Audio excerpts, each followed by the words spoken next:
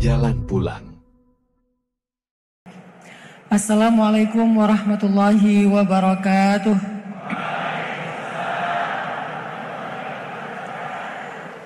Alhamdulillahirabbil alamin. Alhamdulillahilladzi bi ni'matihi tatimmus shalihat wa bi fadlihi tatanazzalul khairat wal barakat wa bi taufiqihi tatahaqqaqul maqasid wal ghayat. Asyhadu an la ilaha illallah wahdahu la syarikalah wa asyhadu anna sayyidana Muhammadan abduhu wa rasuluhu alladzi la nabiyya ba'dah.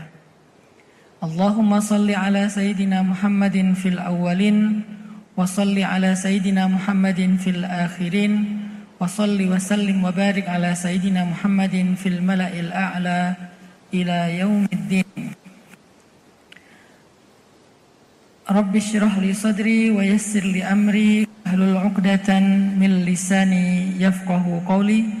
Allahumma inna nas'aluka 'ilman nafi'a wa qalban khashi'a wa lisanan dzakira wa amalan salihan maqbula.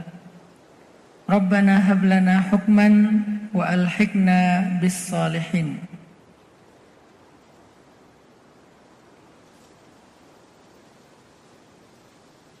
Allah Subhanahu wa taala berfirman di dalam pembukaan surat Al-Ankabut ayat pertama, A'udzu billahi minasy syaithanir rajim. Bismillahirrahmanirrahim. Alif lam mim.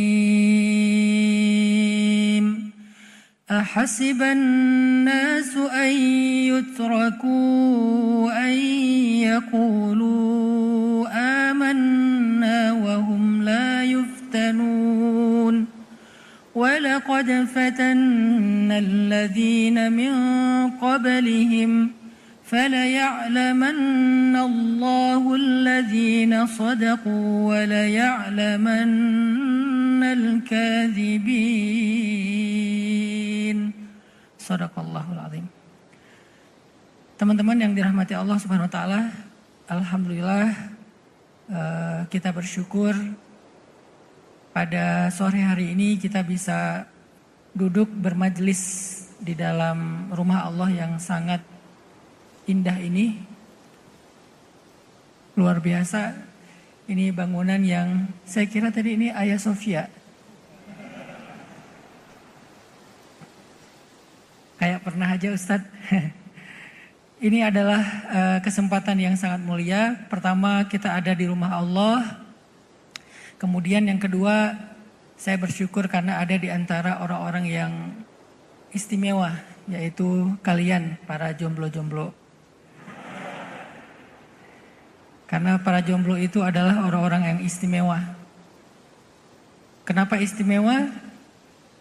Karena mereka orang yang punya banyak ujian godaan untuk berbuat dosa di masa muda, tetapi mereka memilih untuk sendiri daripada mereka melakukan dosa. Mereka lebih memilih jadi single alias jomblo daripada mereka pacaran. Ini benar gak sih kalian jomblo? Enggak. Salah dong saya. Kan salah satu dari 7 golongan yang di padang mahsyar mendapatkan naungan Allah itu adalah justru nomor kedua setelah pemimpin yang adil, langsung syabun nasya'a fi ibadatillah. Pemuda yang tumbuh dalam beribadah atau taat kepada Allah. Dan pemuda yang tumbuh dalam ketaatan kepada Allah ini salah satunya adalah mereka yang memilih untuk tetap single daripada pacaran. Mereka yang memilih untuk meninggalkan dosa-dosa dalam hubungan dengan lawan jenis, meskipun sebetulnya mereka punya kesempatan untuk melakukan itu. Makanya saya bilang jadi jomblo itu keren. Kalian gak usah merasa kecil hati atau rendah diri, jadi jomblo karena jomblo itu adalah sebuah pilihan dan kalian sudah memilihnya karena Allah Subhanahu wa taala. Makanya saya bilang jomblo fi sabilillah. Memilih status single, memilih status jomblo karena Allah. Apa maksudnya karena Allah? Karena nggak pengen berbuat dosa di hadapan Allah. Karena pengen Allah ridho dengan status kita sebagai pemuda. Berarti kejombloan kalian itu di jalan Allah, yang saya istilahkan dengan bahasa yang absurd, jomblo fisabilillah atau jovisa. Kita juga bahagia karena di hadapan kita ini banyak guru-guru kita. Saya mohon izin kepada para guru semuanya, kalau saya duduk di depan untuk berbagi semangat dengan anak-anak muda di Brawijaya ini. Sebetulnya di sini ada sepupu saya yang dosen juga di sini. Namanya kalau kita manggilnya Mbak Rizka, Bu Rizka ya. Mana orangnya? Ada enggak? Oh ternyata saya salah. Ada sih ada. Nanti kalau kalian ada yang punya dosen namanya Bu Rizka, bilang saya fansnya Ustadz Hanan, tolong nilai saya di yang bagus gitu. Nggak bisa ya, nggak bisa saya kasih syafaat.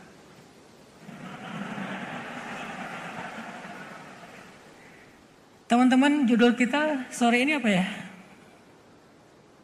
Ini kayaknya yang nulisnya nih, yang bikin judul ini galau berat nih kayaknya nih. Kenapa aku? Pertanyaan ini pasti muncul dari orang yang tidak mengenal Allah Subhanahu wa taala. Karena kalau kita udah ma'rifah dengan Allah, udah mengenal Allah itu siapa, Allah itu bagaimana, nggak ada pertanyaan siapa aku. Kenapa aku? Ya, siapa aku? Maaf saya juga baru landing ini teh. Belum connect. Nggak ada pertanyaan kenapa aku. Pertanyaannya kenapa aku? Karena kita nggak kenal dengan Allah yang telah memilih kita untuk sesuatu. Tapi nggak apa-apa lah, walaupun pertanyaannya salah, kita coba akan merenungkan jawaban-jawaban yang membuat kita jadi sedikit bisa mengobati galau. Kan pertanyaan ini muncul dari rasa sakit, muncul dari rasa kecewa, muncul dari rasa marah, muncul karena luka, benar nggak? Ketika kita sakit, marah, kecewa, terluka dengan pengalaman hidup, tiba-tiba kita nanya, ya Allah kenapa aku? Kenapa aku yang menerima semua ini? Kenapa aku yang harus diuji seberat ini? Kenapa aku yang harus mengalami semua ini? Kenapa aku yang harus disakiti? Kenapa aku yang diputusin? Kenapa aku yang dilukai? Kenapa aku yang ditinggalkan? Kenapa aku yang harus sakit? Kenapa aku yang harus dibohongi, di PHP-in, diharkosin? Kenapa aku? Jawabannya, emang kamu yakin cuman kamu sendiri di muka bumi ini yang diuji? Jawabannya dalam bentuk pertanyaan balik. Bagaimana kamu merasa bahwa kamu satu-satunya yang diuji di bumi atau di dunia, sehingga kamu bertanya kenapa aku? Dan seolah-olah pertanyaan ini egois banget ya. Kenapa aku? Kenapa nggak yang lain aja? Berarti kalau yang lain diuji nggak apa-apa gitu. Aku jangan, dia aja deh ya Allah. Atau fulan aja ya Allah, fulanah aja ya Allah. Kenapa aku sih? Ya udah yang lain aja. Kesannya kayak egois banget gitu. Kayak orang yang sakit pengen sakitnya dipindahin ke temennya, ke orang lain. Kadang kalau sakit dipindahin ke hewan aja kita nggak tega ya. Kan ada tuh yang sakit bisa dipindahin. Tiba-tiba pindah ke kambing, pindah ke ayam misalnya. Itu aja nggak tega. Gimana yang kita ngerasa bahwa kita sedang mengalami ujian berat, terus kita bilang, kenapa aku, kenapa nggak dia aja? Sebetulnya itu ada rasa egois juga sih menurut saya. Tapi kita coba cari jawaban dari sebuah pertanyaan yang muncul karena kebodohan ini. Pertanyaan yang muncul karena ketidaktahuan ini. Pertanyaan yang muncul karena marah ini. Apa jawabannya? Ternyata jawabannya ada di pembukaan surat Al-Ankabut, surat laba-laba. Surat laba-laba, surat Al-Ankabut. Allah Subhanahu wa taala bilang gini di ayat ke-3. وَلَقَدْ فَتَنَّا الَّذِينَ مِنْ قَبْلِهِمْ وَلَقَدْ فَتَنَّا الَّذِينَ مِنْ قَبْلِهِمْ. Sungguh kami benar-benar sudah menguji orang-orang sebelum mereka. Sungguh kami benar-benar sudah menguji orang-orang sebelum mereka. Jadi artinya yang diuji itu bukan saya sendiri. Yang diuji itu bukan kita doang. Yang diuji itu bukan cuman umat Islam hari ini. Tapi sebelum kita, bahkan sampai para nabi, walaqad fatannal ladzina min qablihim. Kami juga menguji mereka. Kami juga menguji mereka. Jadi kami menguji kalian. Maka muncullah kisah-kisah yang sering kita baca, mulai dari yang paling fenomenal itu Bilal bin Rabah, ada Ammar, ada Yasir, ada Sumayyah, ada Zinnairah, ada Zaid, ada Abdullah bin Mas'ud, ada banyak sahabat. Sebetulnya dan mereka itu bukan cuma diuji karena mereka miskin, yang kaya-kaya juga diuji dengan ujian yang berbeda. Kalau yang miskin mungkin diuji fisiknya, yang kaya diuji hartanya. Ada Suhaib yang kehilangan semua hartanya gara-gara hijrah. Ketika dia mau hijrah, sama Abu Jahal dibilang gini, kamu kan dulu datang dari Rum, Suhaib bin Amr ar-Rumi. Kamu kan dulu datangnya dari Roma. Atau bukan dari Roma sih, dari Romawi. Kamu kan dulu datangnya dari Romawi ke Mekah gak bawa apa-apa. Kemudian di Mekah kamu menjadi orang yang kaya. Kamu berdagang dengan perdagangan di pasar-pasar kami. Kamu memiliki aset di tanah kami. Lalu tiba-tiba sekarang kamu ingin ikut Muhammad hijrah ke Madinah. Maka pilihan untuk kamu cuma dua. Satu, kamu tinggal di sini dengan harta dan aset-asetmu. Atau kamu pergi ke Madinah ikut Muhammad tetapi hartamu akan kami sita. Pilih mana? Suhaib diuji dengan hartanya. Kalau Bilal, Zinnairah, Sumayyah dan seterusnya diuji dengan fisiknya, Suhaib diuji dengan hartanya. Jadi yang diuji bukan yang miskin-miskin doang, yang kaya juga diuji. Dan dia dengan sangat yakin mengatakan, aku memilih Allah dan Rasul. Maka hijrahlah Suhaib ke Madinah dengan meninggalkan seluruh harta-hartanya. Itu juga terjadi kepada Utsman. Itu juga terjadi kepada Abu Bakar. Bahkan sebelum hijrah Abu Bakar hartanya udah hampir habis karena support dan pengorbanannya untuk dakwah. Terjadi juga kepada Sayyidah Khadijah yang wafat dalam keadaan miskin, padahal dulu menikah dengan Nabi dalam keadaan kaya. Tahu nggak maharnya Sayyidah Khadijah itu berapa ketika nikah? Maharnya Khadijah ketika menikah dengan Rasulullah SAW itu adalah, ada yang bilang 30, ada yang bilang 50 ekor onta. 50 ekor onta. Satu ekor onta itu harganya, kalau onta yang nakoh, yang bagus itu harganya 100 juta. Sebetulnya itu bukan yang paling mahal, karena nanti ada onta rohilah, onta yang dipakai untuk berdagang ke luar negeri, itu harganya di atas 1 miliar. Ini onta ternak deh. Bukan ibil juga ya, kalau ibil tuh harganya ya 40-50 juta lah, onta potong itu. Nah kalau yang diberikan itu adalah nakoh, onta yang bisa digemukkan, onta yang bisa diperanak-pinakkan, itu harganya 100 juta satu ekornya. Berarti kalau 30 atau 50 ekor onta, sekitar 5 miliar maharnya Sayyidah Khadijah. Berapa umur Nabi ketika memberi mahar kepada Sayyidah Khadijah? 25 Hijriah. Kalau Masehinya berapa berarti? Karena kan kita ngitung diri kita pakai Masehi nih. Biasanya Masehi itu lebih panjang daripada Hijriah. Jadi kalau Hijriahnya 25, kurang lebih Masehinya 23 lah. Berarti di umur 23 baru lulus di Unbrau, udah punya mahar 5 miliar. Nih cewek-cewek yang ada di masjid ini, kalau ada yang datang ke kalian serius, terus bilang, Mbak, aku pengen serius. Oh iya, datang aja ke ayah. Boleh spill nggak? Kira-kira ayah nanti bakal minta mahar berapa gitu. Kalian kalau ditanya maharnya, bilang aja gini, samain aja lah sama Khadijah.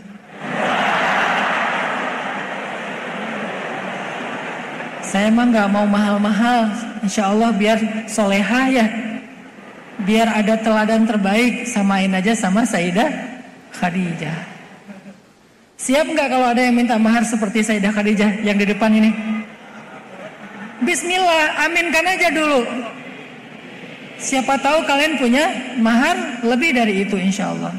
Kalau nggak pun, nanti ceweknya ada 2 pilihan, mau kayak Khadijah atau putrinya Khadijah. Soleha juga namanya Fatimah. Maharnya gimana? Minjem dari calon mertua. Dan alhamdulillah ketika saya lamar istri saya, dia minta mahar seperti Sayyidah Fatimah. Jadi saya beruntung dulu tuh maharnya minjem dari calon mertua saya orang Tuban sini. Tapi maksudnya Khadijah itu maharnya aja 5 miliar kurang lebih. Dan kekayaan Rasulullah dengan Khadijah kalau digabung itu angkanya tuh miliaran loh. Angkanya tuh bisa puluhan atau hampir 100 miliar atau mungkin lebih, Allahu a'lam. Yang pasti lebih dari 10 miliar hartanya. Atau mungkin lebih dari 20 miliar hartanya. Habis semuanya sampai ketika Sayyidah Khadijah wafat, hampir-hampir beliau tidak punya warisan untuk Sayyidah Fatimah. Berarti kan memang diuji dengan hartanya. Selain ada sahabat yang diuji dengan fisiknya, ada juga yang diuji dengan perasaannya. Makanya Allah berfirman, Am hasibtum an tadkhulul jannah walamma ya'tikum mathalul ladzina khalau min qablikum massathumul ba'sa'u wad-dharra'u wa zulzilu. Ba'sa, dharra, zulzilu, 3 jenis ujian. Dan pertanyaan di ayat itu mirip dengan di surat Al-Ankabut. Kalau di Al-Ankabut bahasanya ahasiban nas, apakah manusia mengira? Di ayat itu bahasanya am hasibtum, apakah kalian mengira akan dibiarin aja mengatakan saya mau hijrah, saya udah beriman, saya menjadi muslim, akan dibiarin aja? Walamma ya'tikum mathalul ladzina khalau min qablikum, sementara kalian belum ngerasain apa yang pernah dirasakan orang sebelum kalian, berarti ini juga dirasakan oleh orang sebelum kita. Sama banget tuh ayatnya. Cuman ini lebih detail, ba'sa, dharra, zulzilu, 3 ujian. Ujian fisik, ujian harta, ujian perasaan. Kalau ujian fisik, hari ini misalnya sakit, lelah, apalagi misalnya, ya kayak yang dialami saudara-saudara kita di Palestina, di Gaza, diperangi, dijajah, itu ujian. Kalau itu sih 3-tiganya sekaligus ya. Ya fisik juga, ya hartanya juga, ya perasaan kehilangannya juga. Kalau ujian harta, biasanya dari teman, datang-datang pinjam dulu 100. Itu namanya dharra, ujian harta. Datang minjam, udah gitu lupa, nggak bayar. Tapi dia lagi jalan-jalan, lagi makan-makan, update story, utang nggak bayar. Itu namanya dharra. Yang paling berat menurut saya bukan ba'sa, dharra, walaupun dua-duanya berat. Tapi yang paling berat itu justru zulzilu, diguncang. Dan ini adalah simbol dari ujian perasaan. Zulzilu, diguncang-guncang perasaannya. Tiba-tiba dibikin happy, besoknya dibikin kecewa dan patah hati. Itu zulzilu banget tuh.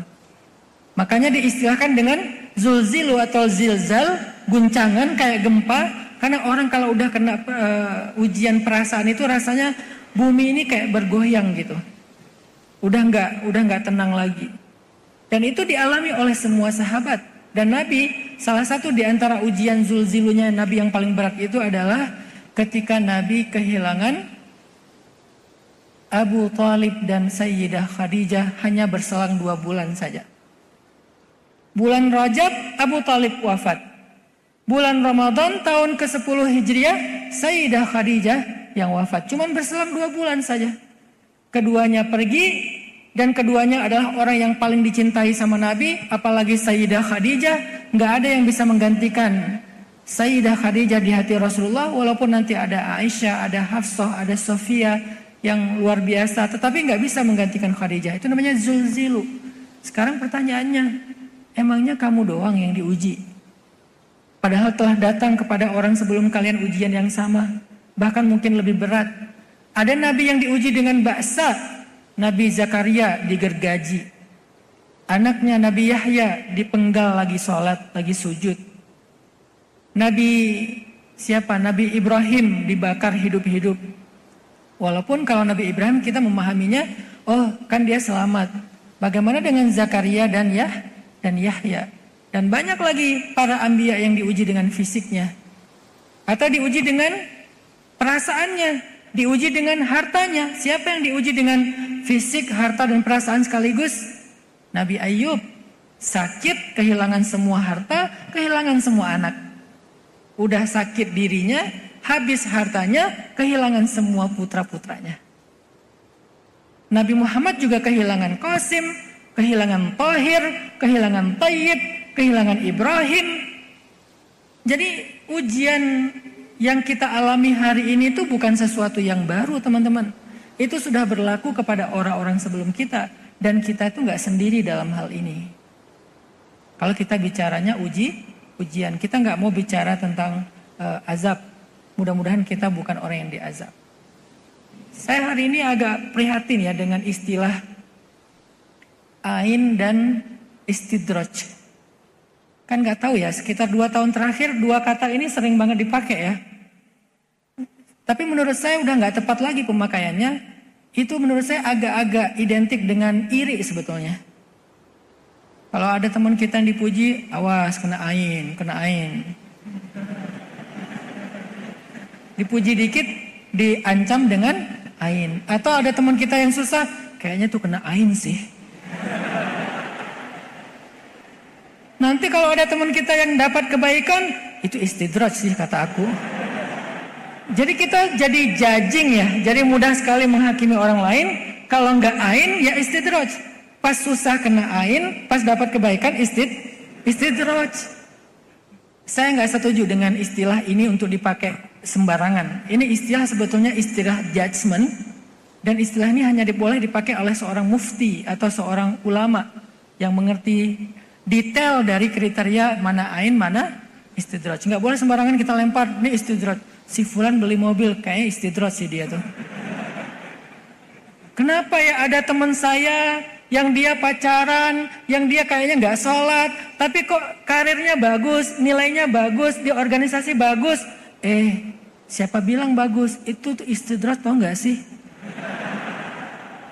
Ini kan berarti judgment, berarti kita ngejudging orang lain yang mendapatkan karunia Allah. Tapi kan dia pacaran Ustaz, tapi kan dia buka aurat Ustaz, tapi kan dia berbuat dosa Ustaz, tapi kan dia nggak sholat Ustaz. Bentar dulu. Bisa nggak kita iltamis li akhika alfa udrin, cari 1000 alasan untuk berbaik sangka sama dia. Oke, dia mungkin berbuat dosa. Oke, mungkin dia adalah orang yang nggak baik sholatnya. Siapa tahu sekarang dia udah bertobat. Saya kenal dia Ustaz, dia belum bertobat. Siapa tahu dia punya amalan rahasia yang kamu nggak ngerti.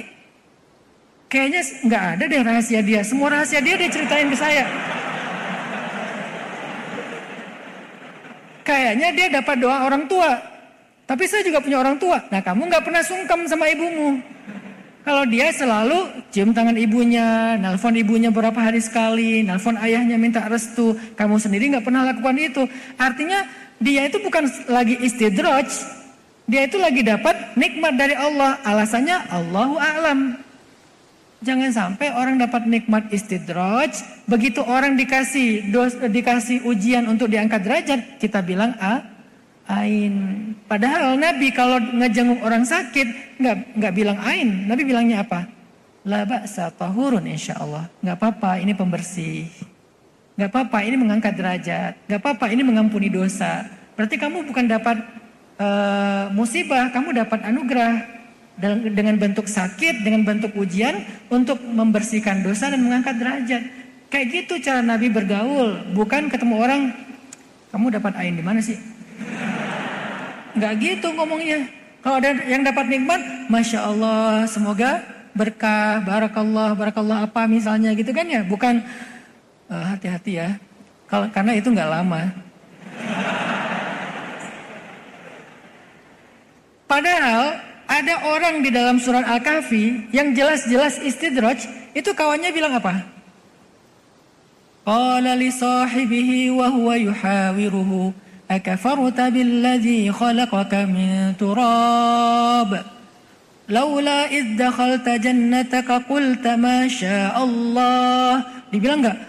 Anta apa? Asabatal istidraj. Asabakal istidraj, kamu mendapatkan istidraj. Enggak ngomong gitu. Dia tapi ngomongnya gimana? Kenapa kamu enggak berzikir kepada Allah? Kenapa kamu enggak bersyukur kepada Allah? Kenapa kamu malah kufur kepada Allah? Cuma dinasihatin, bukan? Hadza istidraj kata dia. Ini istidraj untuk kamu. Enggak, padahal jelas-jelas itu istidraj loh. Laki-laki yang kaya banget itu yang kemudian mengatakan ma'azunnu an tabida hadhihi abada, ini enggak akan pernah binasa lagi, aku akan kalau nanti setelah aku mati pun dapat kebaikan yang kayak gini, bla bla bla lah dia bilang. Temennya yang jelas-jelas paham ini istidraj cuman ngasih nasihat. Akafarta billadzi khalaqaka min turab summa min nutfah summa sawwaka rajula walaula idz dakhalta jannataka qulta masya Allah. Kenapa kamu enggak bilang masya Allah? Nah, jadi dinasehatin dulu. Nanti ujung-ujungnya ketika memang nggak bisa dinasehatin, baru ada basyiran, ada nadhiran, ada busyra, ada ada nadra, ada berita gembira, ada peringatan.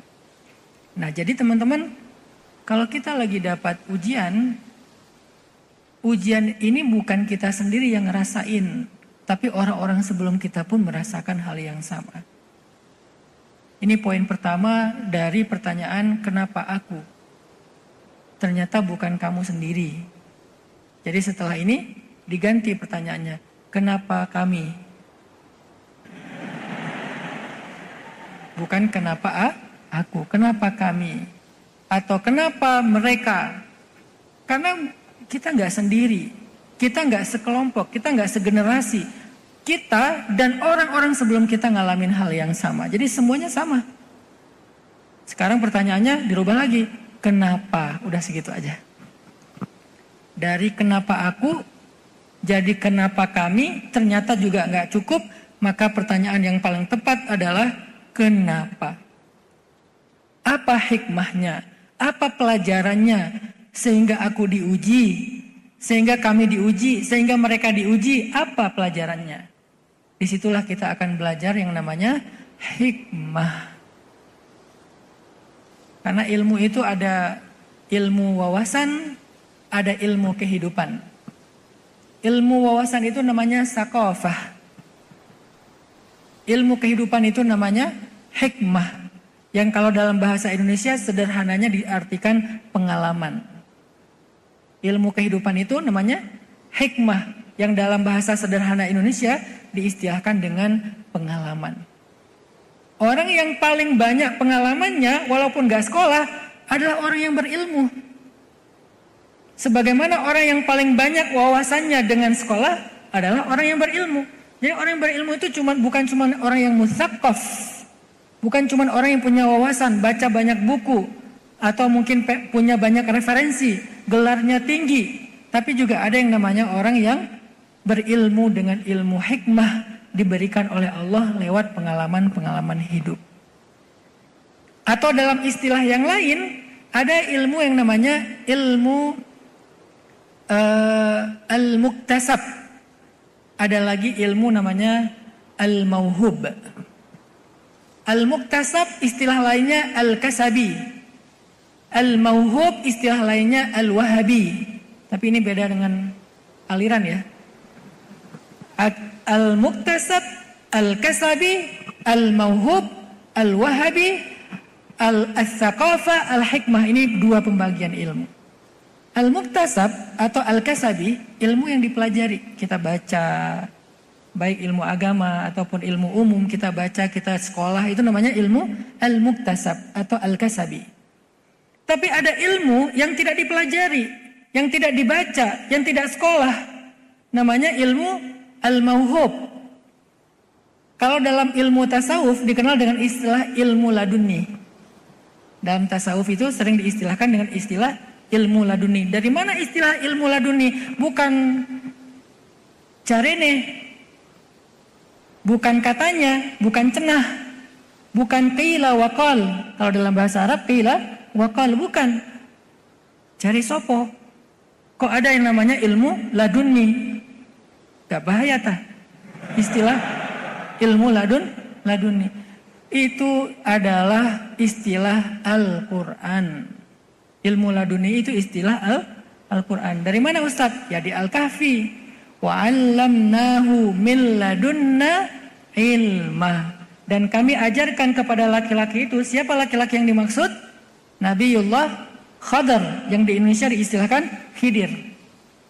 Dan kami ajarkan kepada Khadar dari sisi kami ilmu, dari sisi kami. Kata dari sisi kami itu adalah ladun. Dari Allah langsung, namanya mauhub, dikasih. Nah, ketika Allah Subhanahu wa taala memberikan ilmu kepada seorang hamba yang sifatnya pengalaman hidup, dalam bahasa lain juga diistilahkan dengan hikmah, al-isabah fil qawli wal amal definisinya. Tepat dalam ucapan, tepat dalam perbuatan. Dan itu namanya hikmah. Balik lagi ke cerita tadi. Apa hikmahnya ketika kita diuji? Apa hikmahnya ketika kita diberikan masalah? Sama dengan apa hikmahnya ketika kita dikasih tugas sekolah. Makanya saya sengaja membahas tentang pembagian ilmu, karena kalian adalah para pelajar, kalian adalah para mahasiswa-mahasiswi, kalian adalah orang-orang yang berpendidikan. Kalian sangat memaklumi ketika dosen kalian ngasih tugas, ya. Walaupun agak-agak komplain dikit ketika tugasnya banyak, tapi kalian kerjakan juga. Dan kalian ikhlas dengan itu. Kenapa? Kalian tahu di balik tugas-tugas itu, di balik proyek-proyek itu, di balik susah payahnya kalian belajar dari 1 tahun sampai 4 tahun, dilanjutkan lagi 2 tahun, dilanjutkan lagi 2 tahun. Kalau di Indonesia per jenjang itu 2 tahun, S2, S3. Bahkan ketika saya kuliah di Mesir, S2-nya rata-rata teman-teman paling cepat tuh 5 tahun. Tapi banyak dari teman-teman saya tuh S2 8 tahun, S3-nya 8 tahun. Saya udah punya anak 4, mereka baru selesai S3. Padahal kita berangkat ke Mesirnya sama. Berhubung mereka orangnya sabar, sampai S3. Saya orangnya gak bertahan, pulang duluan. Istri saya aja S2 di sana saya pengaruhi. Apain sih kayak gini-gini? Padahal udah benar dia tuh. Gara-gara nikah sama saya jadi terpengaruh dengan pengaruh yang buruk. Akhirnya kita pulang. Dia cuma sempat setahun doang S2-nya, saya anterin dia ke kuliah, ke kampus, naik tram yang di tengah kota itu kan. Dia turun di kampusnya, saya jalan-jalan bawa kamera, foto-foto. Sampai di rumah malam-malam dia buka buku, saya ngedit-ngedit. Beda banget dunia kita. Jadi artinya ketika kita mendapatkan tugas kuliah, kita disuruh ikut ujian, kita mendapatkan proyek, kita effort di situ, kita berjuang di situ, kita habis-habisan di situ, bahkan kita bayar untuk biaya pendidikan kita bayar living cost kita nggak ngeluh, nggak pernah bertanya kenapa aku. Coba tiba-tiba dosen ngasih tugas ke kita, terus kita bilang, Pak, kenapa saya?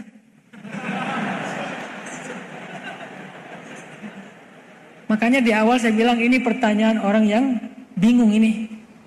Pertanyaan orang yang gak kenal Allah nih. Kan sederhana jawabannya, karena kamu mahasiswa aku. Kalau kamu bukan mahasiswa aku, gak mungkin aku kasih tugas ya. Kan jelas, karena aku adalah hambamu ya Allah. Makanya saya dikasih amanah. Salah satu bentuk amanah adalah ujian. Minggu depan kita ujian ya. Pak, kenapa ujian? Kalian ingat kan ini sebentar lagi ujian semester? Hah, ujian semester? Aku nggak tahu di kampus itu ada ujian semester. Aku nggak tahu loh di kampus tuh ada project. Aku nggak tahu loh di kampus tuh ternyata ada ujian. Aku nggak tahu loh di kampus tuh ternyata ada apa misalnya tugas. Aku pikir di kampus tuh cuma main-main aja. Apakah kalian mengira kalian diciptakan untuk bermain-main? Kan gitu kan? Sama dengan apakah kalian mengira masuk ke Unbrau itu untuk main-main? Kan ada orang yang salah paham dengan kesalahpahaman yang sangat nggak masuk akal. Dia pikir jauh-jauh datang dari kampung ke Malang, pengen belajar, pengen masuk ke Unbrau, dikira di Unbrau itu adalah taman bermain. Enak di sana tuh nanti kita naik biang lala. Di pojok sana itu dia ada roller coaster. Kan berarti dia orang yang bingung ya, masuk Unbrau dikira ini adalah taman bermain kayak di apa tuh di Batu, Jatim Park. Dia pikir ini adalah Jatim Park. Pas dia masuk, loh, kok saya dikasih kerjaan ini? Kok saya dikasih tugas itu? Kok harus ikut ujian? Kok harus? Berarti kamu salah tempat. Harusnya kamu ke Jatim Park. Bukan ke Unbrau. Begitu juga kita. Kamu salah tempat. Harusnya bukan sebagai muslim. Bukan di Islam. Karena kalau kamu berislam, kamu berhijrah, kamu converting to Islam, kamu beriman, berarti kamu siap dengan beban, bukan beban ya. Kamu siap dengan program yang ada di dalam keimanan dan keislamanmu itu. Karena kamu udah siap berislam, berarti kamu siap di program. Karena Islam itu sebuah program. Program apa Ustadz? Program untuk meningkatkan kapasitas kamu. Plus meningkatkan derajat kamu di mata Allah. Kalau kamu nggak pengen di program, nggak apa-apa. Nggak usah masuk ke dalam program keimanan, keislaman, kesyariatan ini. Maka kamu nggak akan pernah menjadi seorang sarjana. Kamu nggak akan pernah disebut seorang master. Kamu nggak akan pernah disebut sebagai seorang doktor. Kamu nggak akan pernah disebut sebagai seorang alim. Kamu nggak akan pernah disebut sebagai orang yang well educated. Kamu tetap jadi orang biasa. Maka ketika kita memutuskan untuk berhijrah, beriman, berislam, itu seperti kita memutuskan untuk menjadi bagian dari kampus ini. Pengen belajar namanya. Pengen jadi mahasiswa namanya. Pengen dapat gelar sarjana. Pengen dapat ilmu. Pengen dihormati orang lain. Pengen bisa berkarya. Pengen bisa bekerja. Pengen bisa membuat sesuatu yang bermanfaat. Pengen dimuliakan. Tapi harus siap dengan programnya. Apa programnya? Ya tadi ada tugasnya, ada ujiannya, ada proyeknya, ada tantangannya, ada beban-bebannya. Tapi semua itu nggak selamanya berjalan, pasti ada endingnya. Dan itulah hakikat dari Islam, teman-teman. Jadi wajar kalau ada orang yang bilang gini, kenapa ya setelah saya hijrah saya punya banyak masalah? Karena kamu udah masuk Unbrau. Kalau kamu nggak pengen banyak masalah, kamu pergi ke Jatim Park. Sebetulnya ya tetap ada sih, ya bayar tiket ya. Kan tetap aja ada perjuangannya lah. Tapi ya secara umum kan anak kecil nggak ngerasain itu kan. Itu mah masalah bapak-bapak aja itu. Anaknya nggak masalah. Aku pengen ke sono. Oh iya bapaknya udah pucat gitu ya. Pas tahu harga tiketnya ternyata sekian. Langsung pucat anak 5. Sekali masuk ke Jatim Park. Wah lumayan ini setengah bulan makan. Jadi kita puasa ya 15 hari ya. Anak kecil mana ngerti. Namanya juga dia pengen main. Nah artinya kalau kalian berislam, berhijrah, beriman, kalian akan dapatkan banyak kebaikan-kebaikan yang luar biasa. Seperti kalian masuk ke Unbrau, tetapi juga sebelum mendapatkan semua kebaikan itu, kalian harus siap dengan challenge-nya, dengan tugasnya, dengan amanahnya, dengan ujian dan seterusnya. Kenapa ya? Aku pikir ujiannya beratnya cuma pas masuk doang. Tapi makin lama makin berat ujiannya. Makin lama makin berat. Ujung-ujungnya puncaknya ketika udah semester terakhir, malah ujiannya berat banget. Sampai stres, gak tidur bermalam-malam, berhari-hari, berminggu-minggu. Kalau ujiannya makin berat, artinya bentar lagi mau lulus. Maka itulah Islam kita. Makin berat ujian kalian dalam berislam, makin berat ujian kalian dalam berhijrah, makin berat ujian kalian dalam beriman, bentar lagi kalian mau lulus. Nah, dalam bahasa siklus keislaman, dua ini disebut dengan dua fase, yang satu disebut ibtila, yang kedua namanya tamkin. Dalam bahasa keislaman kita, Fase sekolah itu namanya fase ibtila. Fase ujian dari kata bala. Fase ibtila. Memang diuji, emang kayak gitu. Semuanya akan mengalami hal yang sama. وَلَنَبَلُوَنَّكُمْ بِشَيْءٍ مِّنَ الْخَوْفِ وَالْجُوعِ وَنَقْصٍ مِّنَ الْأَمْوَالِ وَالْأَنفُسِ وَالثَّمَرَاتِ. Itu namanya fase ibtila, masa-masa diuji. 4 tahun, 5 tahun, 10 tahun. Kalau di kampus kan 4 tahun Ustadz. Kenapa ini saya udah lebih dari 4 tahun? Karena kampusnya beda. Kan setiap kampus punya kebijakan. Kampus yang bernama iman, kampus yang bernama Islam, kampus yang bernama hijrah itu fase ibtilanya beda-beda di setiap orang. Dia bukan standarisasi, tapi personalisasi. Jadi kamu dikasihnya setahun, kamu 10 tahun, kamu 3 tahun, kamu 2 tahun, beda-beda. Bagaimana kita tahu Ustadz kapan lulusnya? Pertanyaan kapan lulusnya itu kalau dalam bahasa Al-Quran disebut dengan mata nasrullah. Kapan datangnya pertolongan Allah? Kapan ya menangnya? Kapan ya lulusnya? Kata Allah, ala inna nasrallahi qarib. Bentar lagi. Tapi udah 5 tahun, bentar lagi. Tapi udah 10 tahun, bentar lagi tuh. Kenapa saya bilang bentar lagi? Apa maksud dari kata-kata di dalam ayat itu? Karena saya dulu di Al-Azhar belajar tafsir ya. Jadi kita kayak dibedah gitu per kata. Kenapa kok jawabannya bentar lagi? Kenapa nggak jawabannya setelah melalui ini? Atau setelah setahun misalnya? Kenapa nggak jawabannya itu fix? Kenapa nggak jawabannya itu dalam bentuk angka? Kenapa jawabannya itu dalam bentuk janji sebentar lagi? Ternyata filosofinya adalah semakin berat ujian, berarti semakin dekat dengan kemenangan. Jadi kalau udah bertanya kapan, nggak tahan lagi, nggak kuat lagi, oh berarti kamu udah dekat dengan kemenangan. Makanya tadi saya bilang, dalam analogi kampus, semakin banyak tugas yang diberikan kepada kalian, semakin berat tugas-tugas yang kalian kerjakan, itu artinya sebentar lagi kalian mau lulus. Fase ujian itu disebut dengan fase ibtila. Semuanya ngalamin, termasuk para nabi, termasuk Nabi Muhammad SAW. Bahkan Nabi Muhammad ujiannya itu bukan cuman fase makiyah doang. Sebelum beliau ketemu dengan Sayyidah Khadijah, hidup beliau juga udah berat kan? Alam yajidka yatiman, dhallan, ailan. Beliau sendiri yatim, beliau nggak punya harta, beliau nggak punya kecukupan, beliau nggak punya keluarga inti, beliau cuma tinggal di rumah pamannya yang paling miskin. Itu ibtilanya Nabi secara pribadi.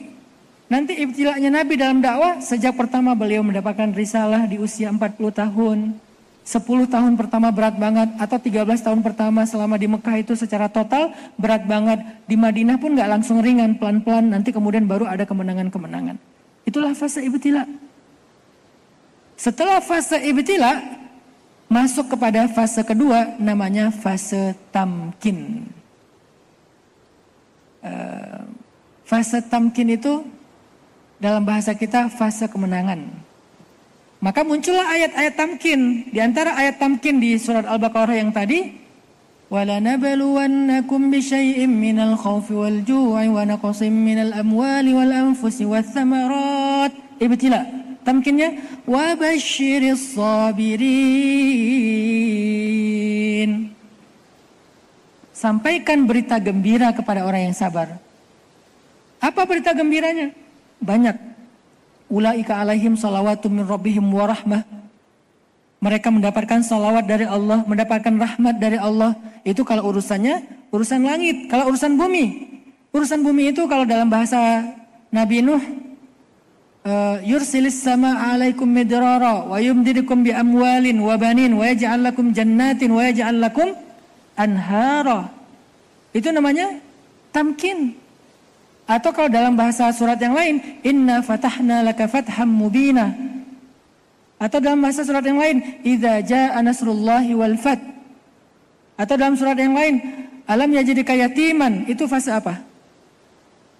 Alam yajidka yatiman, fase apa? Ibtila. Fa'awa, fase tamkin. Wa wajadaka dhallan ibtila fahada, tamkin. Wa wajadaka ailan ibtila fa'aghna, tamkin. Jadi dalam hidup kita sebagai seorang mukmin, muslim, muhajir, kita harus melalui dua fase ini.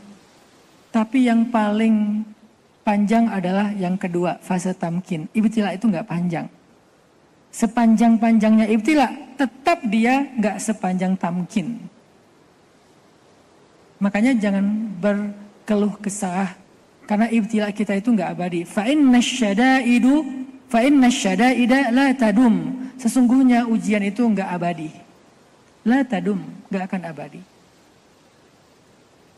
Tunggulah yaumut tamkin, hari kemenangan, yaumul fath, idza jaa nasrullahi wal fath. Jadi kalau sekarang dikasih ujian, jangan lagi nanya tentang kenapa saya, kenapa ujian, kenapa setelah hijrah kok banyak masalah, karena kamu masuk Unbrau, bukan masuk Jatim Pak.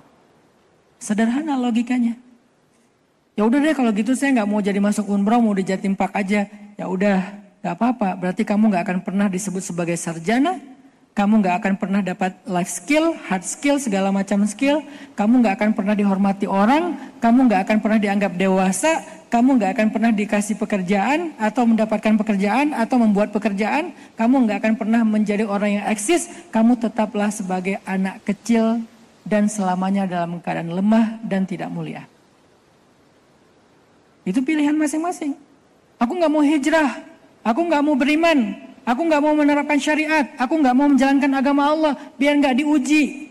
Nggak apa-apa, berarti selamanya di mata Allah kamu menjadi orang yang biasa-biasa aja. Tapi kan kalau misalnya pengen jadi orang yang biasa, yang luar biasa di mata Allah, mulia di mata Allah, aku takut nggak kuat. Bismillah, biasanya kalau dilihat dari jauh itu emang agak mengerikan. Jalanin aja dulu.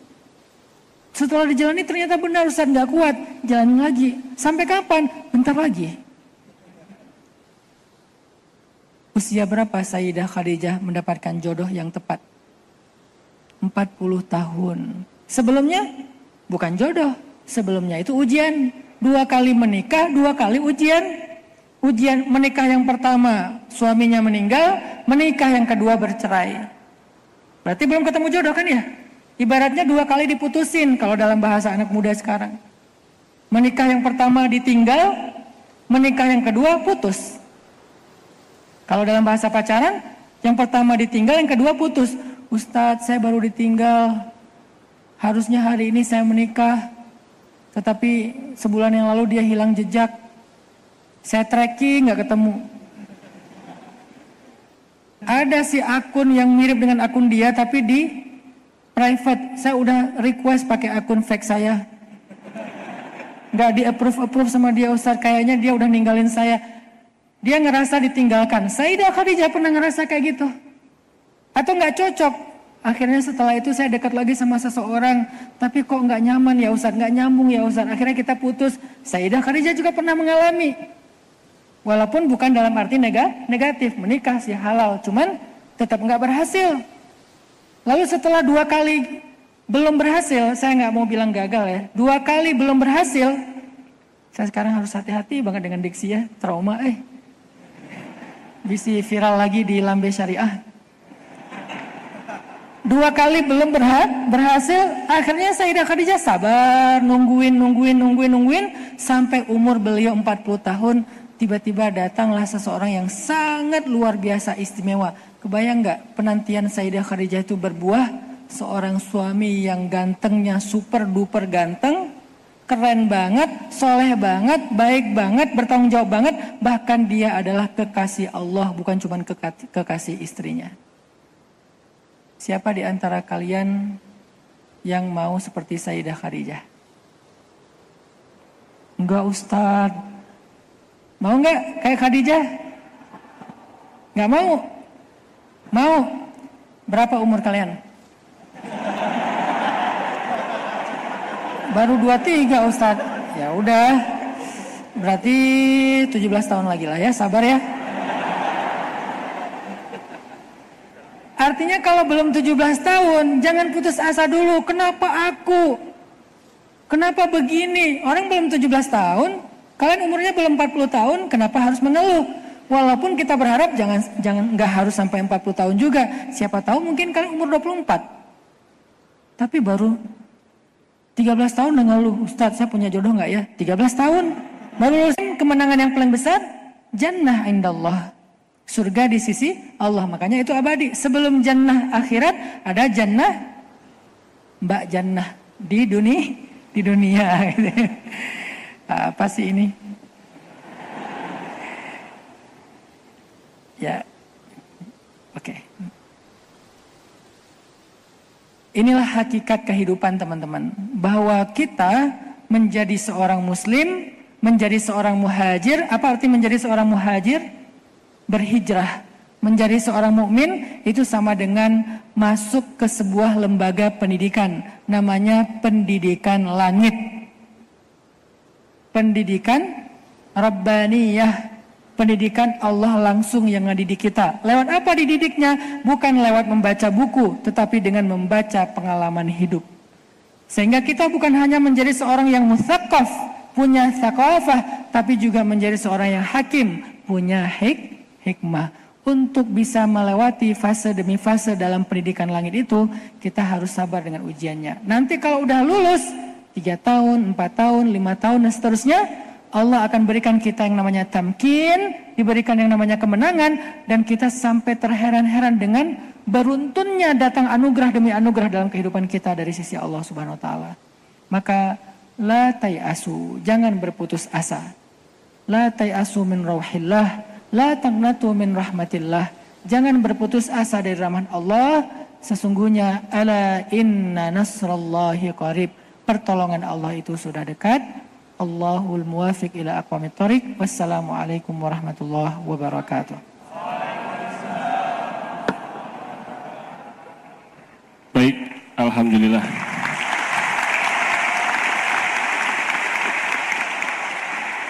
Takbir! Allahu Akbar! Alhamdulillah. Sampai goyang kayaknya, Ustaz. Punten Ustaz, abdi teh kapungkur di Bandung 5 tahun. Santrinya Hakim di Darut Tauhid Muhun. Tos. Oh, alhamdulillah. Maaf ya, kangen-kangenan dulu ya. Satu area Bandung. Baik Ustaz, izin habis ini kita ada Q&A. Ada tanya jawab. Karena waktunya terbatas, 1 orang ikhwan, 1 orang akhwat, ya. Yang ingin bertanya tolong angkat kaki. Salah ya. Tolong angkat tangannya. Nah, bismillah. Mau saya yang pilih? Bismillah, bismillah, bismillah. Aduh, yang mana ini? Banyak ya, bingung ini. Ya Allah, tunjukin saya yang di sini. Yang coklat, kamu pakai jilbab abu-abu. Belakangnya. Ya, kamu yang nengok. Kamu yang nengok. Bukan yang belakangnya, hei. Iya, kamu. Hei, malah nyari-nyari. Bisa dibantu panitia, mic-nya?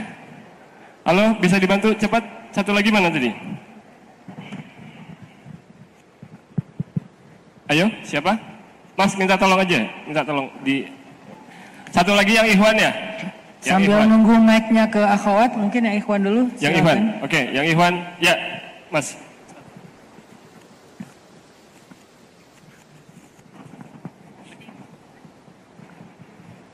Kakak, mana tadi?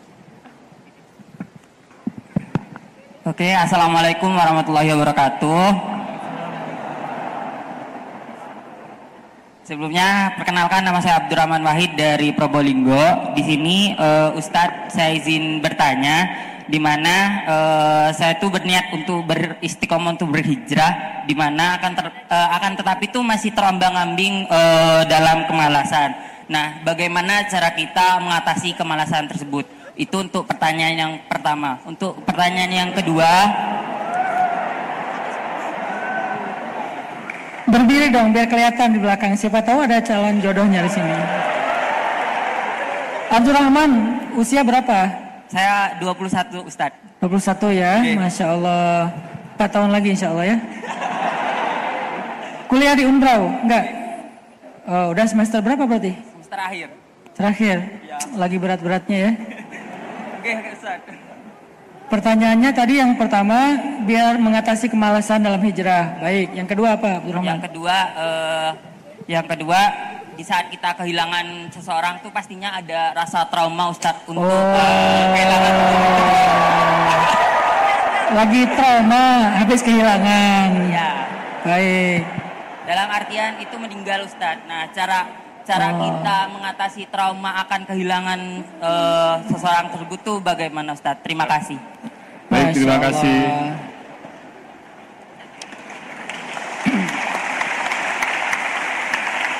Sudah, yang akhwat? Saya tampung dulu ya. Mau dijawab dulu atau? Saya tampung dulu aja nanti sekalian. Tampung dulu, sebentar, Ustadznya sampai. Sekaligus informasi yang belum mendapatkan gift, ya nanti setelah yang sudah kemarin registrasi infak, kemudian belum mendapatkan gift, sudah daftar, nanti selesai acara bisa ambil di meja registrasi, ya. Oke, baik, yang akhwat, Mbak, silakan. Assalamualaikum warahmatullahi wabarakatuh. Waalaikumsalam warahmatullahi wabarakatuh. Sebelumnya saya ingin mengucapkan terima kasih karena sudah diberikan kesempatan untuk menyampaikan beberapa keresahan serta pertanyaan yang mungkin banyak dirasakan oleh teman-teman yang ada di sini. Perkenalkan, nama saya Herlina Hesti Pamungkas. Teman-teman bisa... Herlina? Ya. Herlina Hesti. Oke. Betul. Panggilannya? Mohon maaf Ustadz, mungkin di sini pertanyaannya ada cukup panggilannya siapa dulu, Mbak? Herlina. Mbak Herlina. Ya, betul. Oke, dari mana, Mbak? Kebetulan saya dari NTB, Nusa Tenggara Barat. Oh, kebetulan ya dari NTB ya. Soalnya tadi sempat ditanya sama Ustadz. Dari NTB, di mana NTB-nya? Di Kabupaten Dompu. Oh, nggak hafal juga saya. Enggak tahu ya. Oh. Saya Itu ada di Pulau Lombok. Kalau di Sumbawa. Lombok mungkin tahu saya. Ya. Iya. Mbak Herlina udah semester berapa? Di sini juga di Unbrau enggak? Kebetulan bukan di Universitas Negeri Malang. Sekarang sudah semester akhir. Oh, Masya Allah. Kok sama ya? Sama dengan siapa tadi ya? Bentar, Mbak. Kebetulan Mbak Herlina ini banyak kebetulannya ya. Iya. Kebetulan Mbak Herlina ini semester terakhir. Kebetulan kawan saya tadi juga semester terakhir ya. Oh, kok ya kebetulan ya. Enggak, Mbak, bercanda. Silakan, Mbak. Gimana pertanyaannya, Mbak? Jadi Ustadz, di sini ada beberapa pertanyaan yang akan saya sampaikan. Yang pertama mungkin tentang hubungan yang dilarang oleh agama, yaitu pacaran. Oh, itu pertanyaan temennya ya? Enggak. Maaf, soalnya dicolek dari belakang. Enggak, Ustadz. Maaf. Jadi pertanyaan pertama itu, gimana sih kalau misalnya sekarang banyak banget ya hubungan yang sudah terlanjur sampai ke, mohon maaf, hubungan intim misalnya kayak gitu. Nah, di sini banyak sekali pihak-pihak yang disalahkan, terutama pihak perempuan dan orang tua. Nah, dari persepsi-persepsi seperti itu dan stigma masyarakat, kenapa selalu perempuan yang dinilai yang diberikan citra buruk gitu, sementara yang melakukan itu sama-sama gitu, kayak mereka sama-sama suka baik antara laki-laki maupun perempuan. Gimana sih citra buruk itu? Gimana? Aspirasi.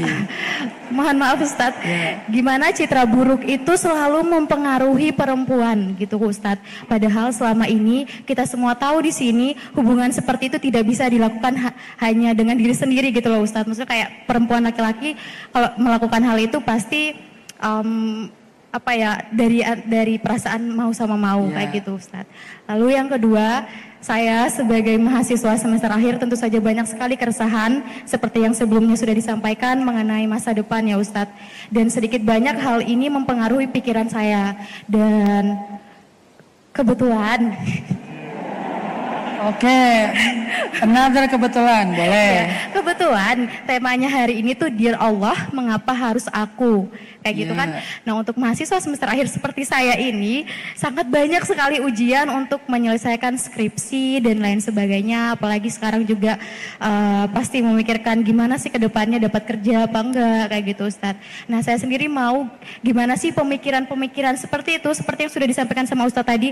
Meskipun kadang kita sudah diberikan nasihat, meskipun kadang kita sampai sudah ke psikolog, ke psikiater kayak gitu-gitu. Tapi tetap saja pemikiran-pemikiran seperti itu sedikit banyak mempengaruhi bagaimana kita mengambil keputusan gitu Ustadz. Dan hal itu bukan lagi jadi rahasia karena sekarang sudah banyak sekali kejadian-kejadian bunuh diri dan lain sebagainya. Padahal kalau misalnya ditanyakan soal iman, soal sholat, mereka melakukan sholat, mereka beribadah kepada Tuhan. Tapi banyak sekali kejadian-kejadian seperti itu yang menimpa remaja-remaja atau remaja akhir seperti saya ini Ustadz, seperti itu.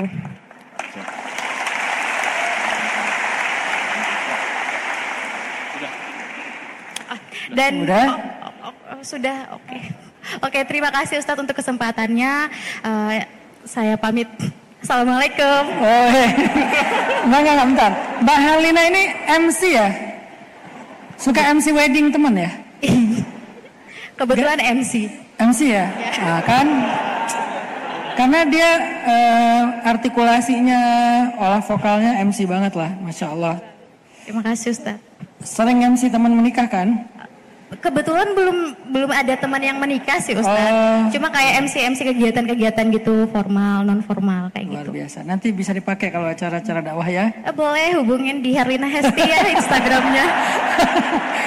Lihat aja nanti nomor teleponnya di bio-nya dia ya. 082. Makasih Ustaz. Baik Mbak Herlina. Oke, ada 4 pertanyaan, 2 dari Mas Abdurrahman Wahid dan yang kedua dari Mbak Herlina Hesti. Saya jawab dulu yang paling terakhir tentang anxiety dan overthinking. Karena itu salah satu masalah yang lagi banyak dirasakan oleh anak muda, rasa serangan kecemasan atau overthinking yang buat kita nggak bisa tidur, yang bikin kita kayak galau tentang apa yang sebetulnya belum terjadi. Ada banyak faktor sih, dan saya juga kebenaran punya rumah untuk menampung para pasien mental problem. Jadi saya juga cukup sering bersinggungan dengan dunia mental issue. Ada banyak faktor Mbak Herlina dan teman-teman semuanya. Tapi salah satu faktor yang selama ini sering kita abaikan adalah makanan yang kita makan. Jangan berpikir yang namanya anxiety itu atau overthinking itu hanya masalah psikis. Seolah-olah itu gara-gara kita sedang lagi stres. Oke, itu bisa jadi faktor. Tapi tanpa kita sadari, bisa jadi itu karena emang jenis makanan atau makanan yang sering kita konsumsi itu udah mempengaruhi neurologi kita, mempengaruhi cara berpikir kita, saraf-saraf kita, sehingga juga psikis kita ikut terpengaruh. Makanan yang terlalu banyak kimianya, makanan yang terlalu banyak hal-hal yang membahayakan kesehatannya. Saya pernah ikut acara bareng Pak Iskandar Bumi Langit ya, karena beliau cukup konsen di bidang ekologi, tentang permakultur segala macam. Salah satu kalimat yang saya ingat dari beliau itu adalah, kalau kalian pengen menghindari anxiety, kecemasan, coba periksa daging yang kalian konsumsi itu dari mana. Jangan-jangan kalian sering makan ayam yang kita bahasakan dengan bahasa ayam stres. Apa itu ayam stres? Yang tidak diberikan hak-haknya sebagai ayam. Dari mulai dia dikembangbiakan dengan disuntik, kemudian diberikan kandang yang tidak layak, kemudian ketika mau dibawa ke tempat diindustrikan, dia dimasukin ke dalam sebuah truk yang kita lihat di jalan-jalan tol atau jalan-jalan besar kan, gimana dia didedet-dedet itu apa sih? Didesak-desak gitu, sehingga dia jadi kayak stres. Nah, stres itu kemudian menjadi hormon, lalu kita konsumsi, masuk ke dalam hormonal kita, akhirnya kita muncul rasa anxiety, walaupun sebenarnya kita lagi nggak punya masalah. Hidup kita lagi baik-baik aja, tapi aku kok cemas ya? Jangan-jangan hormon kita terganggu oleh ayam yang kita konsumsi. Makanya sejak saya ikut kajian itu, saya bawa anak saya yang suka makan ayam crispy. Setiap kali dia ngeliat ayam crispy di jalan, walaupun gak semuanya ya, nanti saya ditahzir sama persatuan ayam. Pas dia ngeliat ayam crispy di jalan, dia bilang, "Bah, itu ayam stres. Ya jangan beli yang itu ya deh ya, kita beli ayam biasa aja, kita bikin sendiri. Ya nggak mau lagi makan ayam stres, nanti aku stres gitu." Karena dia udah paham bahwa ayam yang diolah dengan cara yang tidak layak itu kan akan berpengaruh kepada tubuh kita, dan itu nanti kalian lebih ngerti lah penjelasan ilmiahnya. Bisa jadi karena itu. Hari ini dengan instannya makanan-makanan yang kita konsumsi, bisa jadi anxiety dan overthinking kita berasal dari sana. Sehingga Nabi mengatakan atib mat'amak, perbaiki makananmu yang halalan thayyibah. Jadi bukan hanya masalah lagi stres dan banyak tekanan. Saya yakin Mbak Herlina ini adalah orang yang insya Allah kuat menghadapi masalah. Tetapi coba Mbak Herlina dan teman-teman semuanya, kita perhatikan lagi makanan yang kita makan itu apa. Itu singkat di antara sekian banyak faktor-faktor dan jawaban. Kemudian pertanyaan yang berikutnya, bagaimana mengatasi malas berhijrah? Almar'u ala dini khalilih, kata Nabi. Seseorang itu tergantung circle-nya. Ini terjemahan anak muda ya. Almar'u ala dini khalilih. Seseorang itu tergantung circle-nya. Kalau circle-nya positif, dia ke bawah positif. Kalau circle-nya negatif, dia ke bawah negatif. Maka carilah suhbah salihah dan bi'ah salihah. Apa itu suhbah salihah? Suhbah salihah itu adalah circle positif. Bi'ah salihah itu adalah vibe positif. Carilah circle dan vibe positif. Circle positif itu teman, vibe positif itu suasana majelis ilmu, suasana masjid, suasana yang membuat kita bergairah kepada kebaikan-kebaikan. Kenapa ketika kita umroh ya, kita jadi rajin banget beribadah di selama sana? Karena di sana itu kita ketemu dengan vibe positif. Apalagi kalau kita umrohnya bareng geng kita yang sama-sama semangat, udahlah vibes-nya positif, ditambah lagi ada circle positif. Maka al-bi'ah was-suhbah itu berpengaruh sekali kepada kualitas hijrah kita. Maka carilah circle positif dan betahlah di dalam vibes positif. Betahlah di dalam majelis ilmu, betahlah itikaf di masjid, betahlah untuk tetap nge-following akun-akun yang baik. Itu semuanya untuk membangun vibes kan, membangun suasana yang nyaman bagi kita. Selain kita rawatlah pertemanan, jangan dikit-dikit left group, dikit-dikit unfriend, dikit-dikit dalkon, dikit-dikit ngeblok. Rawat pertemanan kita, terutama pertemanan yang di jalan Allah. Yang ketiga, bagaimana mengobati trauma karena pernah kehilangan. Hati manusia itu seperti wadah.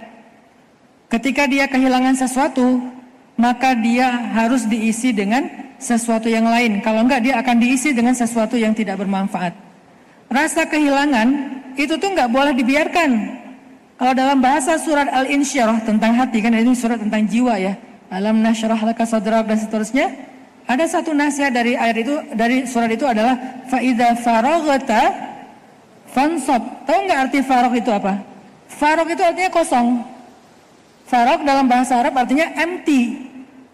Fa idza faraghta, kalau kamu lagi empty, kalau kamu lagi ngerasa kosong, kalau kamu udah kehilangan seseorang, kehilangan sesuatu, ngerasa nggak tahu mau bikin apa, ngerasa kayak bingung, empty nih, maka fansab, isilah dengan sesuatu supaya kamu nggak ngerasain kekosongan itu. Nah, bagaimana cara kita mengisi tadi? Balik lagi, cari teman yang positif, cari vibes yang positif, cari kegiatan yang positif. Kalau bisa isi juga dengan perasaan-perasaan yang positif, walaupun bukan tentang pasangan, bisa juga tentang keluarga. Kita mungkin pernah yang kita cintai, coba isi dengan orang lain. Siapa orang itu? Nggak mudah mengisinya dengan pasangan. Kalau gitu isi dengan orang tua, isi dengan ayah ibu, isi dengan saudara dulu. Rasa cinta kita kepada keluarga itu akan menggantikan rasa cinta kita yang pernah hilang kepada seseorang. Tapi yang intinya jangan biarkan dia empty, jangan biarkan dia faragh, fansab, segera isi. Ada kata fa di situ, maka segera, jangan biarkan dia kosong. Karena kalau dia udah kosong, yuwaswisu fi sudurin nas. Pertanyaan yang terakhir, hubungan terlanjur jauh. Kenapa sih perempuan selalu yang disalahkan? Sebetulnya bukan perempuan yang disalahkan, laki-laki yang disalahkan. Kalau ada hubungan yang terlalu jauh itu kan pasti yang salah laki-laki kan? Pasti yang salah laki-laki. Cuman yang disayangkan perempuan. Ini saya ralat ya diksinya ya. Enggak pernah perempuan disalahkan. Yang salah itu laki-laki. Dan kami siap kok disalahkan.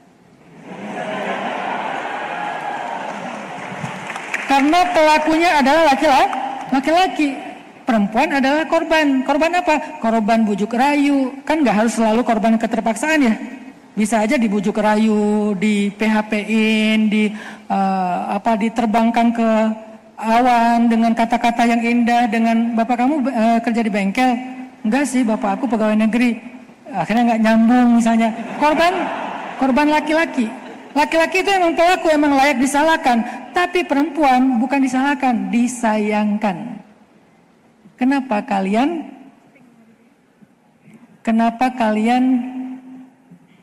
ya gitu deh. Jadi perempuan itu disayangkan karena kalian punya pilihan untuk yes or no. Maka sangat disayangkan. Kenapa kok laki-laki disalahkan, perempuan disayangkan? Karena perempuan itu ketika dia hubungannya terlalu jauh, dia itu memberikan terlalu banyak. Laki-laki tidak memberikan terlalu banyak. Hati-hati ya. Laki-laki itu nggak rugi banyak kalau dengan hubungan yang jauh. Perempuan yang rugi banyak. Kenapa bisa kayak gitu? Karena laki-laki itu memang nggak punya banyak. Maka nggak rugi banyak. Coba perhiasan laki-laki itu sebanyak apa sih? Laki-laki itu hampir tidak menarik. Hampir tidak punya perhiasan yang berharga. Makanya fikih laki-laki itu sederhana. Nggak ada kan suratul rijal. Yuk kita buka surat Ar-Rijal dalam Al-Quran. Nggak ada kan? Saking nggak terlalu banyaknya fikih tentang laki-laki. Sehingga tidak butuh surat khusus membahas tentang mereka. Tapi perempuan saking perhiasannya, saking berharganya, saking banyaknya hal-hal yang mulia pada diri kalian, sampai ada surat tentang kalian dan bukan cuma satu. Ada surat perempuan, ada surat curhat, ada surat pengharaman. Itu tentang kalian semua itu. Surat perempuan An-Nisa, surat curhat Al-Mujadilah, surat pengharaman At-Tahrim. Itu surat-surat tentang kalian. Surat tentang personalnya, ada surat Maryam. Artinya teman-teman yang dirahmati Allah, kalau hubungannya terlalu jauh, yang paling rugi itu perempuan. Makanya kalimat saya adalah sangat disayangkan. Kalian rugi banyak, mereka nggak terlalu rugi banyak. Orang mereka nggak punya banyak. Kalian yang rugi banyak karena kalian punya banyak. Setiap helai rambut kalian itu adalah berharga, maka kalian telah kehilangan hal-hal yang berharga. Setiap ruas kulit kalian itu berharga, kalian telah kehilangan hal-hal yang berharga.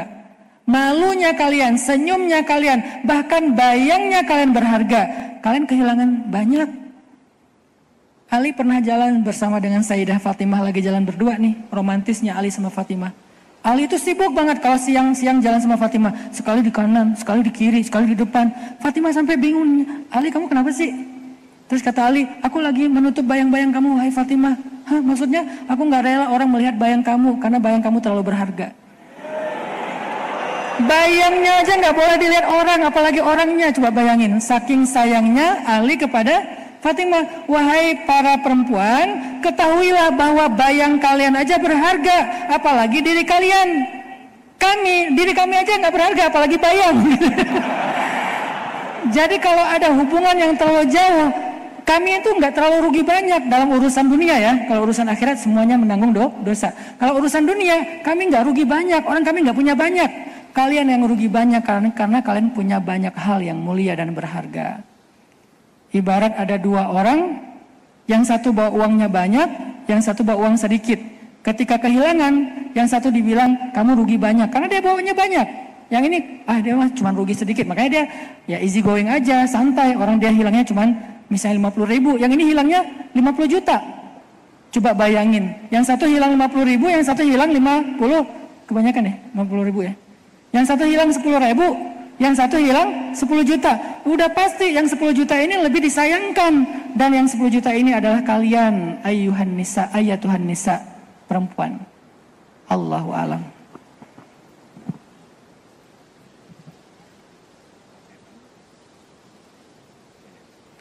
Ya, baik. Terima kasih teman-teman. Mudah-mudahan jawabannya bisa menenangkan hati kita. Sebelum ditutup dengan doa oleh guru kita Ustadz Hanan Ataki, kami dari PPPA Darul Quran memberikan peluang. Tadi yang belum sempat tersampaikan adalah bahwa PPPA Darul Quran sedang merenovasi musola Ustadz. Ini musola bekas kandang babi. Ya, jadi insya Allah ada di Jawa Timur. Insya Allah kita berharap mudah-mudahan ada yang mau berpartisipasi Kurang lebih ada 20 Al-Quran yang sudah kami siapkan dan nanti insya Allah akan ditandatangani oleh guru kita, Ustadz Hanan Ataki.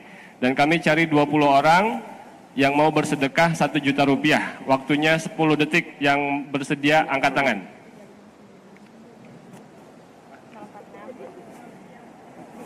Ya, oke, 1, hitung sampai 10 ya. 1, 2, ada lagi?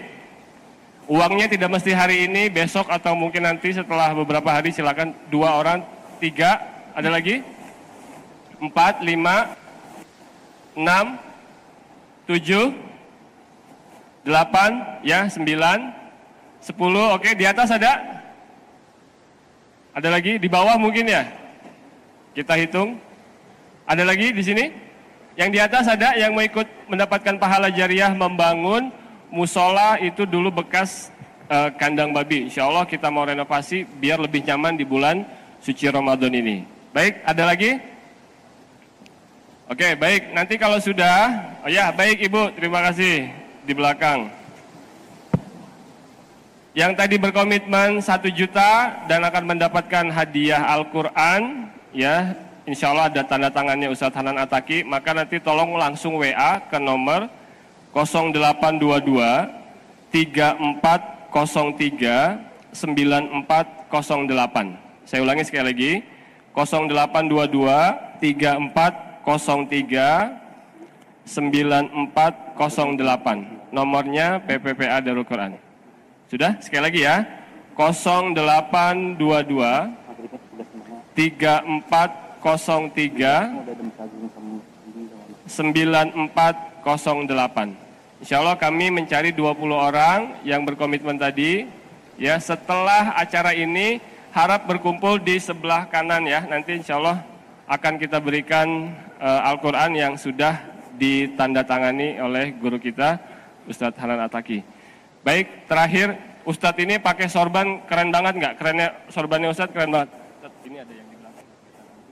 Bisa berdiri apa enggak? Oke. Ya, ada yang mau sorbannya Ustadz nggak? Mau. Wani piro. Oke. Kalau misalnya uang dia dikasih hadiah sorban Ustadz, ada yang mau sedekah 10 juta, angkat tangan. Ada yang mau 10 juta? Hah? Mau 10 juta sedekah ya? Hah? Oke, dihitung sampai 5. 1. Kalau tidak ada kita turunin jadi 9.900.000. 2. Ada? Dapat sedekahnya, dapat surbannya UHA, insya Allah akan disedekahkan untuk santri penghafal Al-Quran, insya Allah. Ada yang di atas? 3, hitung sampai 5. 4. 4,5. 4,5 seperempat, ada? Oke, 5. Alhamdulillah, malu-malu Ustaz. Jadi kita tutup dengan doa. Nanti kalau emang mau surbannya Ustadz Hanan Ataki ya dan ingin bersedekah bisa menghubungi panitia ya setelah acara ini ya. Insya Allah nanti beliau akan memberikan sorban terbaiknya. Sekarang kita fokus, kita akan berdoa yang dipimpin oleh guru kita Ustadz Hanan Ataki. Tafadhol Ustadz, silakan. Baik,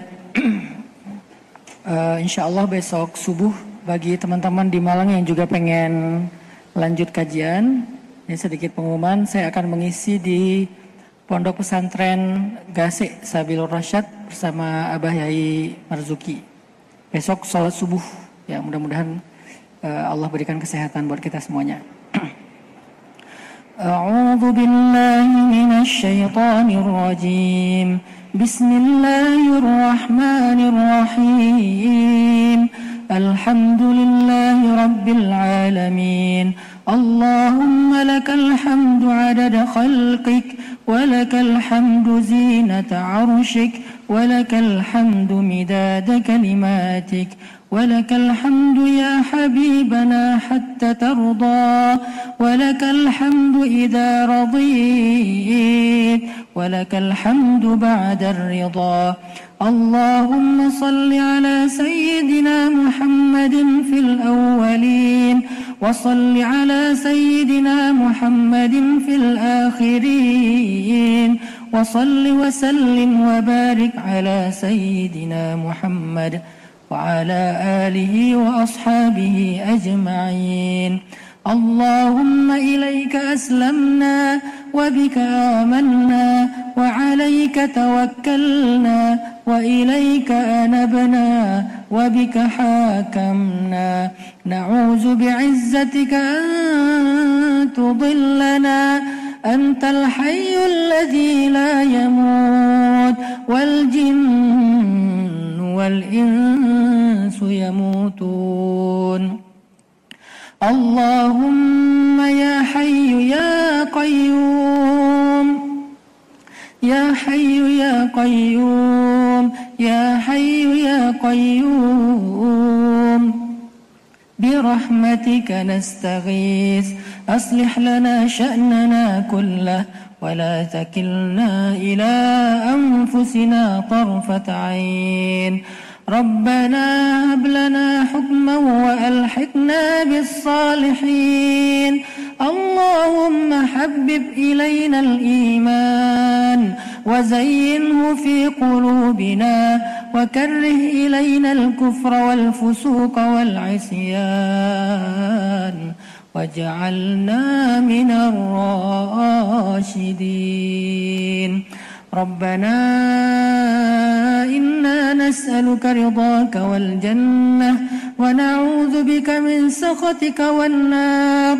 ربنا آتنا من لدنك رحمة وهيئ لنا من أمرنا رشدا واجعل لنا من كل ضيق مخرجا ومن كل هم فرجا ومن كل عسر يسرا. اللهم أعز الإسلام والمسلمين. اللهم أعز الإسلام والمسلمين وأذل الشرك والمشركين ودمر أعداءك أعداء الدين. اللهم انصر إخواننا المستضعفين في فلسطين. اللهم انصر إخواننا المجاهدين في غزة. اللهم وحد صفوفهم وسدد رميهم واشفي جرحاهم وتقبل شهداءهم. اللهم ارحم أمواتهم وأموات المسلمين. اللهم إنا نسألك بأسمائك الحسنى وصفاتك العليا أن تحرر المسجد الأقصى المبارك من أيدي الغاصبين المحتلين. ربنا آتنا في الدنيا حسنة وفي الآخرة حسنة وقنا عذاب النار وأدخلنا الجنة مع الأبرار. يا عزيز يا غفار يا